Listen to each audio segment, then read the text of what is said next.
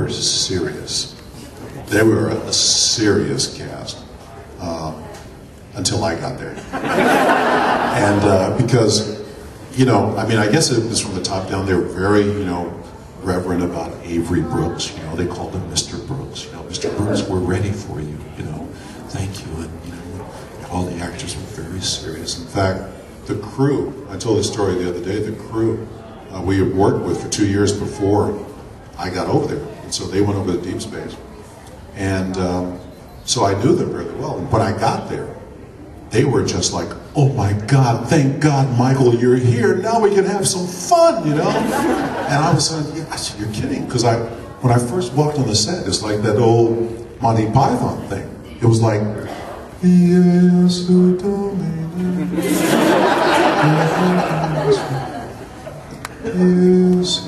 I mean, they were so quiet and reverent. And I was like, oh, you're kidding me. Come on, you know? And so it took about a year, and then everybody started having fun. But they were doing, it was great work. I mean, they were all, you know, lovely actors, really lovely actors. But it was just a serious set, and we weren't used to that.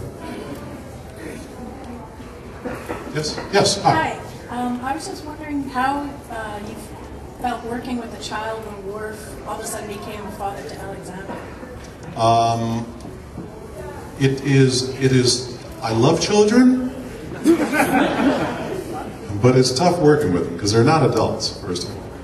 And although they're very good, you know, knew their lines, all that type of stuff, no problem. But it's just a little tough because you have to be careful around them. You can't, you know, get too out there. But it was very cool. I mean, the kid that played, there were 3 kids that played Alexander. There was the first one was a very young kid, and then there was Brian Bonsall, and then there was another kid who wasn't a kid. I think he was in his 20s, that played on Deep Space Nine, and he was a good actor too. He was really, I had a good time with him.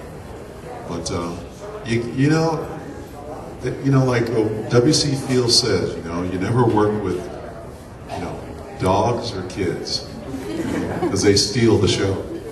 You know. Yes. I love cats, so that was fine. I love cats. Cats are cool, you know.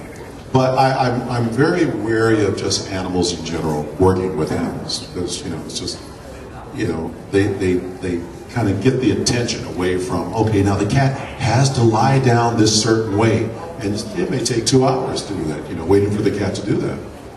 And I said, why don't you just drug him? Goes down. They wouldn't do that. So anyway, it's you know, it was a very interesting 7 years. But no, we didn't have a problem with animals that much. You know. Anybody else? Hi, yes. What's your thought when they did the episode on Deep Space Nine, Trials and Tribulations? I hated that Trials and Tribulations. I thought that was a stupid episode. I'm sorry. Sorry. Let me put it this way. I never liked the original episode. I just hated it. And so when they said, oh, Michael, wouldn't it be cute if we did Trials and Tribulations? I just hated that. Oh, it was just, I mean, they just, you know, the whole thing with the Klingons and, you know, they didn't even like deal with that, you know. It was just, oh God. No, it wasn't even like fun. Somebody, oh. Was it awkward or fun to play the Regent? The Regent? Yeah. Oh, I love that. I love that. What, you mean on the alternate universe thing? Yeah. Yeah. Oh, I thought it was fun. And it was funny. Andy Robinson, who I had on the chain and everything, I had worked with before on Chips.